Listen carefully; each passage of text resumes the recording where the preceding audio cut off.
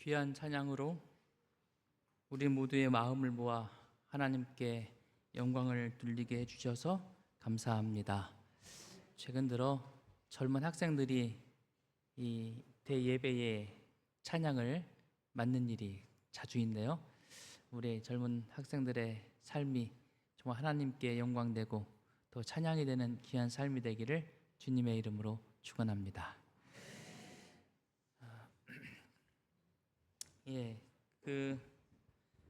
많은 분들이 저희 어머님 소식을 궁금해하셨는데 어제 저녁에 말씀드린 것처럼 월요일에 퇴원하십니다. 기도해 주신 모든 분들에게 감사드립니다. 소식 한 가지 또 더 전할 게 있는데요. 제가 지난주에 장막붕회를 다녀왔죠. 그러니까 그 전주에 우리 스티븐이 저한테 전화를 했어요. 안식일 날 교회에서 잠깐 뵙자고. 왜 그러느냐고, 선물 줄 게 있다고. 그래서 기대를 엄청 했습니다. 안식일 날 저를 찾아요. 그래서 목회실에서 만났는데 손을 보니까 아무것도 없어. 씩 웃으면서 다른 선물이 있다고. 뭐냐고 그랬더니 8월 3일에 고국에 돌아가서 결혼식을 한답니다. 여러분, 박수 하셔도 될 것 같아요. 축하의 박수.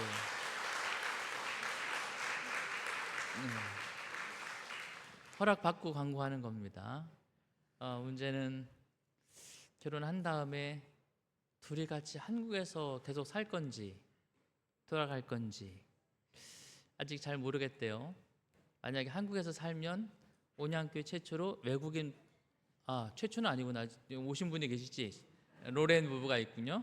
결혼하고 오는 또 다른 젊은 부부가 있을 텐데 모르겠습니다.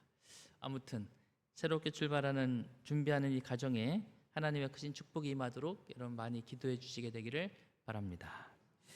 또 광고 드린 것처럼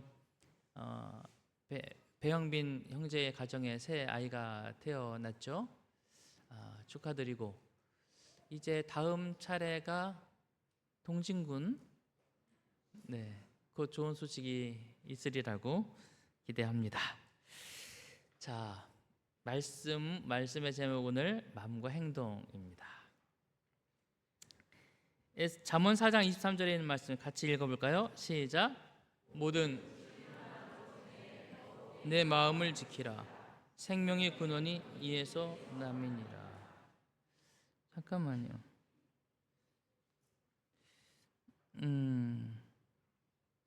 이제 자동으로 뭐를 고치기로 했는데 영어의 O가 다 행으로 바뀌었네요.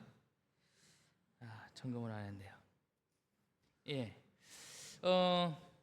하나님께서 말씀하셨습니다. 모든 지킬 만한 것 중에 더욱 뭘 지켜라? 마음을 지켜라. 그렇게 말씀을 하셨어요. 마음을 지켜라. 여러분의 마음은 누가 지키고 있습니까? 여러분의 마음은 잘 지켜지고 있습니까? 마음을 지켜라 라고 하는 말은 마음이 자꾸만 공격받고 있다는 얘기입니다. 마음이 계속해서 공격받고 있으니 그러니까 그 마음을 뭐 하라고요? 잘 지켜내라고 이야기하고 있습니다. 오늘 저와 여러분 함께 말씀 속에서 마음을 지키는 이야기를 함께 나누어 보려고 합니다. 이번 주 말씀을 읽으면서 제 마음속에 계속 와닿는 말씀이 이 말씀들이었습니다. 같이 읽어볼까요? 시작.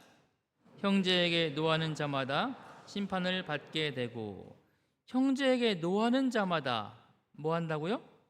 심판을 받는다라고 했습니다. 여러분 형제한테 화 내보신 적 있으세요? 자주 하세요? 자주 해? 가끔 그러죠. 일상적인 일이라고 생각을 했습니다. 모두 다 그렇게 살지 않나? 이렇게 생각을 했습니다. 그런데 오늘 말씀하시기를 그렇게 하는 사람마다 뭐 하는 사람, 뭐 하는 것이라고요? 예, 그렇게 하는 사람마다 심판을 받는다. 이렇게 말씀하셨어요. 마음이 좀 찔리더라고요. 근데 그 다음 말씀은 더 제 마음을 어렵게 합니다. 이 말씀이에요. 다 같이 시작. 그 형제를 미워하는 자마다 살인하는 자다.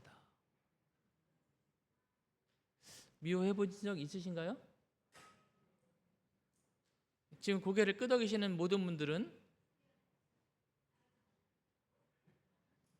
죄송합니다. 정확하게 얘기할게요. 이 말씀대로라면 살인자.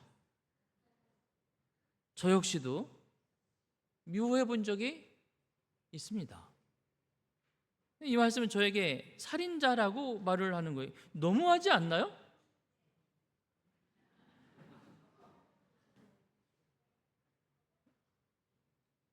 저는 한 번도 누군가를 죽인 적이 없습니다. 아니, 생각으로도 누군가를 이렇게 너무 끔찍해서 저는 못할 것 같아요. 그런데 말씀하시기를 아니다. 너는 형제를 미워했잖아. 그럴 때마다 너는 살인자야. 살인죄에는 몇 가지 종류가 있습니다. 일단 우리가 아는 사람을 생명을 빼앗았을 때의 살인죄가 있고요. 시도했는데 성공하지 못했어요. 그럼 무슨 죄? 살인 미수죄입니다. 의도하지 않았지만 실수로 다른 사람의 생명을 빼앗았어요. 이게 뭐예요? 과실치사. 그런데 살인죄도 아니고 미수죄도 아니고 과실도 아니고 단지 미워만 했는데 이것도 살인죄라고 하니까 이건 무슨 죄예요? 살인 마음에서 한 거니까 살인 마음죄? 마음으로만 미워해도 라고 말씀하셨어요. 또 있습니다. 마태복음 5장 28절 읽어볼까요? 시작. 음욕을 품는 자마다 마음에 이미 간음하였느니라. 물론 이 음욕이라는 게 구분을 정확하게 해야 돼요. 어떤 아름다운 여성을 보고 참 아름답다라고 말하는 건 아름답다고 말하는 거고, 그걸 넘어서 음욕을 품었을 때에 마음으로만 품었는데도 이미 뭐했다?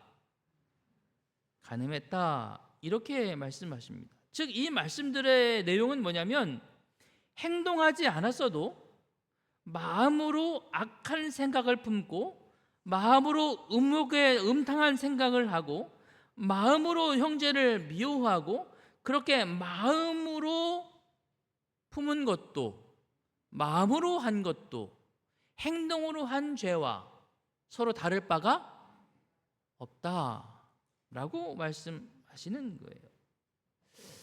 도대체 왜 그렇게 말씀하실까? 왜 그렇게 말씀하실까? 그렇게 말씀하시는 이유를 몇 가지로 말씀하고 계신데, 첫째는 이것입니다. 같이 읽어보겠습니다. 시작. 증오와 복수의 정신은 원래 사단에게서 나왔으며 그는 이것 때문에 하나님의 아들을 죽이게 되었다. 우리가 마음속에 품는 그런 정신들, 악한 생각들, 그런 정신과 생각들이 그런 쪽으로 누구의 것이라고 이야기하고 계시냐면 사탄의 것이다 라고 말하는 것입니다. 어쩌면 당연한 일이지요. 사랑, 누구의 마음이에요? 하나님의 마음입니다. 자비, 누구의 마음이에요? 하나님의 마음이에요. 반면에 미움, 분노, 저주, 복수심, 누구의 마음이에요? 그러니 그런 마음을 품었다고 하는 것은 내 마음속에 누구의 마음이 있다는 얘기예요? 사단의 마음이 있다는 이야기입니다. 그러한 사단의 마음이 그리스도를 죽게 만들었으며 그러한 마음을 품고 있다면 그것을 행동으로 행하지 않았을지라도 이미 우리의 정신, 우리의 마음은 사단에게 지배받고 있다는 이야기이고, 그러므로 행동하지 않아도 죄다 라고 말씀하시는 거예요. 예수께서는 아무리 은밀한 중에라도 즐겨 악한 생각을 품을 때는 죄가 아직도 마음을 지배하고 있다는 것을 보여주는 것이라고 말씀하셨다. 그런 사람의 심령은 여전히 심한 증오와 죄악의 속박 가운데 놓여 있다. 불순한 장면을 상상함으로 쾌감을 느끼는 사람, 악한 생각을 품고 호색적인 표정을 짓는 사람은 드러난 죄 속에서 그것으로 인한 수치와 마음을 찢는 슬픔의 고통을 느끼며 그가 영혼 골방에 감추어둔 악의 참 특성을 보게 될 것이다 라고 이야기하고 있습니다. 사랑하는 믿음의 성도 여러분, 우리의 마음속에 품고 있는 그 생각들을 가벼운 것으로 간과하지 않게 되기를 간절히 바랍니다. 그것들이 지금 내 마음속에 품고 있는 생각들이 누구의 생각인지를 다시 한번 가늠해 보시게 되기를 간절히 바랍니다. 그리고 생각에 대하여 경고하시는 또 다른 이유가 있습니다. 그것이 사단의 정신이기 때문이고, 두 번째는 그러한 생각이 반복되면 그 생각들이, 반복된 생각들이 뭘로 나타날 수 있다? 행동으로 나타날 수 있다는 것입니다. 사람이 유혹에 빠져 가증한 죄를 짓게 되는 때는 반드시 그런 것은 아니지만 악을 새로 지어내는 것이 아니다. 새로 악을 지어내는 것이 아니라 마음속에 숨겨놓았거나 잠잠해 있는 것을 뭐 하는 거예요? 나타내는 것뿐이다. 그리고 그것을 명백히 하는 것에 불과하다라고 이야기하고 있습니다. 늘 어떤 한 가지 죄악에 대하여 죄악적인 것이지만 그것을 늘 생각하고 반복하면 그 죄를 지을 수 있는 상황이 되었을 때 그 죄를 접하는 일에 대하여 두려워하지 않게 돼요. 이미 익숙해져 있게 돼요. 그래서 자연스럽게 아주 쉽게 거기에 발을 디디게 된다고 하는 것입니다. 그래서 악한 생각은 악한 생각에 대하여 이렇게 표현하고 계십니다. 씨앗 속에 식물이 들어있는 것 같이 복수의 생각 속에 악한 행동이 들어있다. 씨앗 속에 식물이 들어있는 것처럼 복수의 생각을 하고 있으면 그것이 씨앗이 발아하듯이 행동으로 드러날 수 있다고 말씀하고 있는 거죠. 따라서 오늘 저와 여러분이 우리의 마음속에 어떤 생각들이 오고 가는지를 돌아보고 우리의 생각을 주님의 뜻에 맞추기 위하여 주님 앞에 나아가 기도하시는 성도들이 되시기를 간절히 바랍니다. 마음의 상태가 어떠냐가 그 사람의 행동으로 드러나요. 예를 들면 이런 것입니다. 두 사람이 아주 가까이서 얼굴을 맞대고 뭐 하고 있어요? 대화하고 있습니다.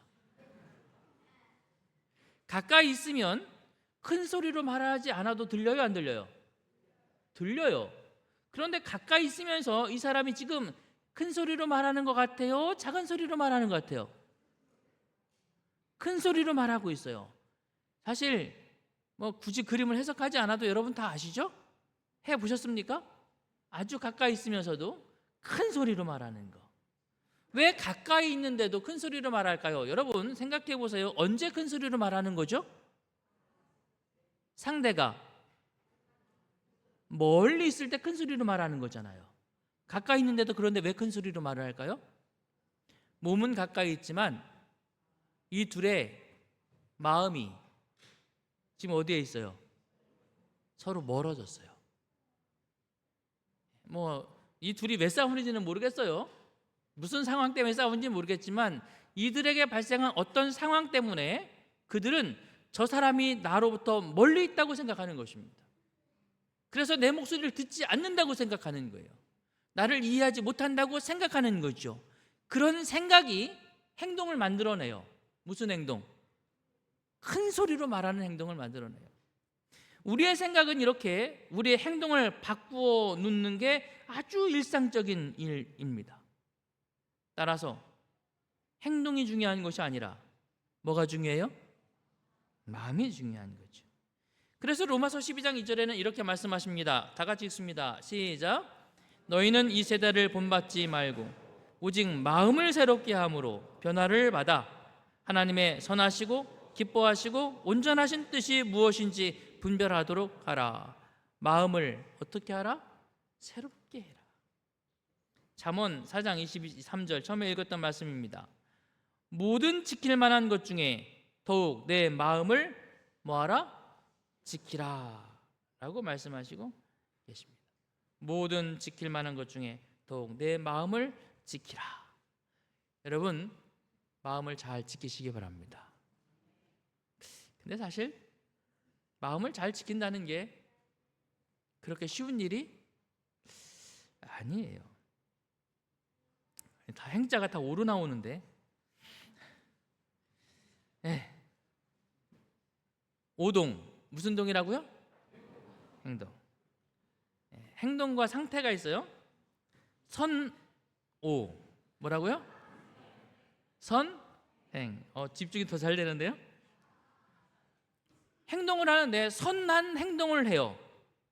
또는 선한 행동을 하지 않아. 악한 행동을 하고 나쁜 행동을 해. 어떤 때 더 편안하고 어떤 때 더 불편할까요? 마음의 상태가. 선한 일을 행할 때 마음의 상태가 편안합니까? 불편합니까? 아니면 선한 행동을 하지 않고 나쁜 일을 할 때 마음의 상태가 편안하고 합니까? 불편합니까? 한번 손들어 볼까요? 대답해 보세요. 나는 선한 행동할 때 마음이 편하다. 안 든 사람들 뭐예요? 내리시고. 나는 나쁜 일을 할 때 마음이 편하다. 안 드실 줄 알았어요. 그래요. 그런데 여러분, 이게 다가 아닙니다. 하나 더, 행동 전에 마음이 있잖아요. 마음.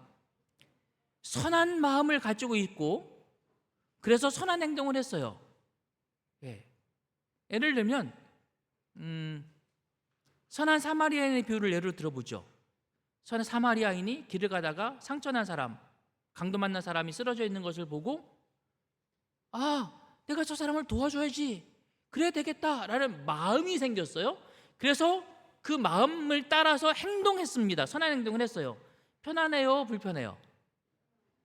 마음이 편안합니까? 그럴 때 편안한 거죠. 반대로 또 다른 경우가 있습니다. 마음에는 별로 하고 싶지 않아. 그런데 그냥 지나치려니까 사람들이 저 사람 뭐야 하고 손가락질할 것 같아. 체면 때문에 또는 피할 수 없는 상황 때문에 내가 해야 될 어쩔 수 없는 의무이기 때문에 그래서 마음은 원하지 않는데 어쩔 수 없이 그 선한 행동을 했어요. 편안해요? 불편해요? 편안해요? 불편해요?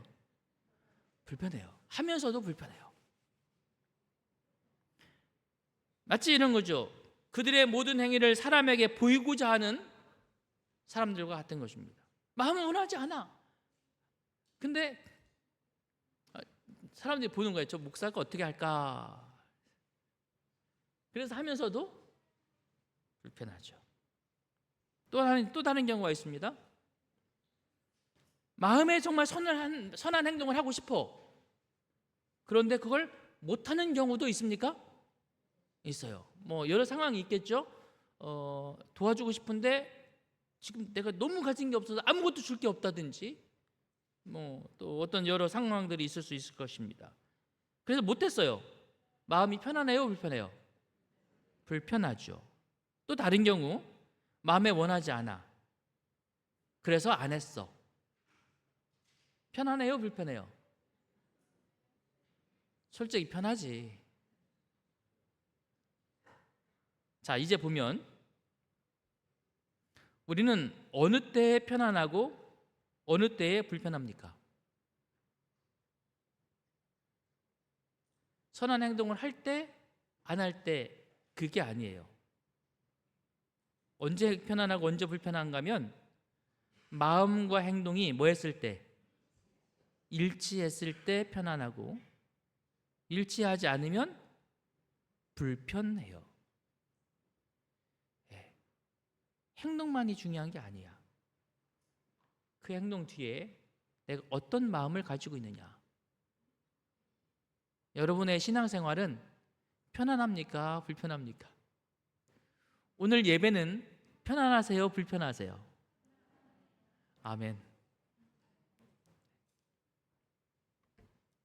문제는 이렇게 행동과 마음이 일치되어야 되는데, 한번 상상해 봅시다.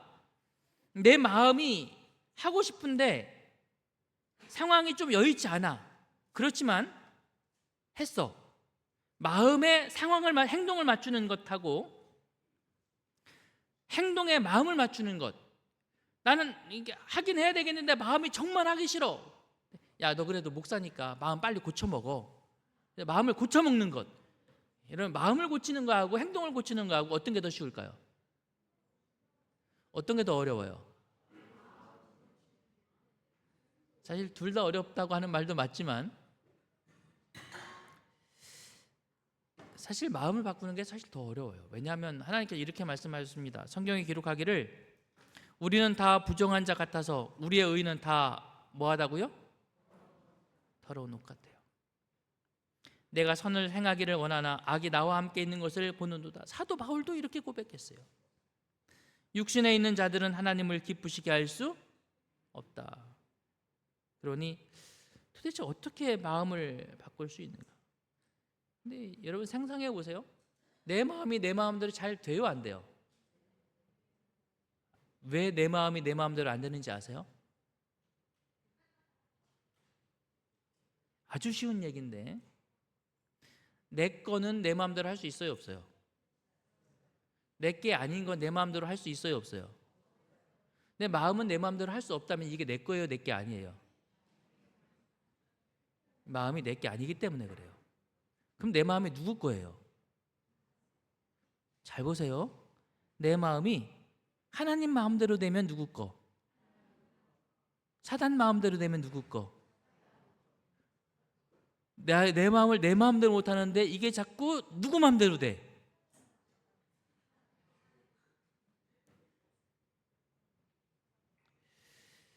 그래서 행동이라도 바꿔보려고 애를 써요. 율법이 거룩한 것은 분명하나 유대인들은 스스로 이를 지키는 것으로서 의를 얻을 수 없었다. 유대인들은 그래서 행동만이라도 어떻게 해보려고 했어요. 그러나 아무리 행동으로 노력해도 그 마음의 근본을 바꿀 수 있다 없다? 없더라. 의가 되지 않아요. 그래서 화이프는 이렇게 이야기하십니다. 그리스도의 제자들이 천국에 들어가려면 바리새인들이 했던 그런 방법은 안 된다. 다른 방법으로 의를 얻어야 된다. 계속해서 이렇게 말씀하십니다. 하나님께서는 당신의 아들을 통하여 그들에게 완전한 율법의 마음의 문을 활짝 열면, 마음의 문을 뭐하면? 활짝 열면 바로 하나님의 생명, 그분의 사랑이 그들 안에 거하여 하나님의 형상으로 변화됨과 동시에 하나님의 값없는 선물을 통하여 율법이 요구하는 의도 얻게 될 것이다. 내 마음을 누구를 향해 열으라고요? 하나님의 말씀을 향해 열고 그리스도가 들어오시도록 열고, 그래서 내 마음의 주인을 바꾸어 놓아야 된다. 오늘 저와 여러분의 마음의 주인이 그리스도가 되시기를 소망하십니까? 하나님의 계명을 지키는 것은 곧 자신들 속에서 그리스도의 품성을 재현하는 것임을 주님은 계속해서 가르치셨다. 그렇게 말씀하셨어요. 우리가 말씀을 따라 사는 건 말씀을 따라 율법을 지키고 계명을 따르는 게 그게 나의 의가 되기 때문이 아니라 우리의 마음속에 그리스도의 품성이 들어오도록 끊임없이 그분과 동행하는 삶을 살아가는 것이 하나님의 말씀을 따라 살아간다고 하는 것의 본질적 내용임을 기억하시게 되기를 바랍니다. 안식을 왜 지켜야 돼요? 안식을 왜 지켜야 되죠? 하나님께서 안식을 지키라고 명령하셨으니까?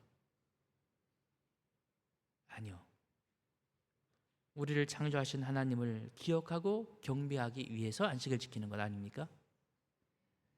참된 율법의 본질을 기억하고 말씀 속에서 주님과 동행하시는 성도들이 되시기를 간절히 바랍니다. 같이 읽습니다. 시작. 너희 안에 이 마음을 품으라. 곧 그리스도 예수의 마음이니.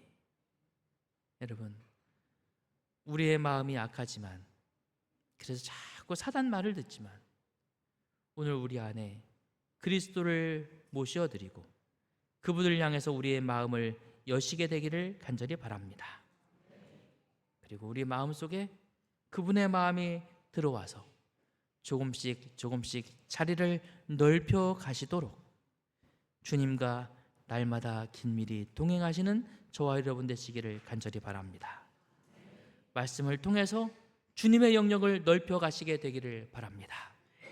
기도를 통해서 그분과 우리의 마음이 점점 더 하나가 되어 가시게 되기를 간절히 바랍니다.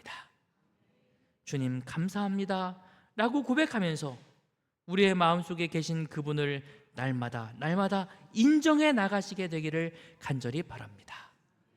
그래서 저와 여러분의 마음의 주인이 예수 그리스도가 되어지게 되기를 바라며 말씀을 마치겠습니다.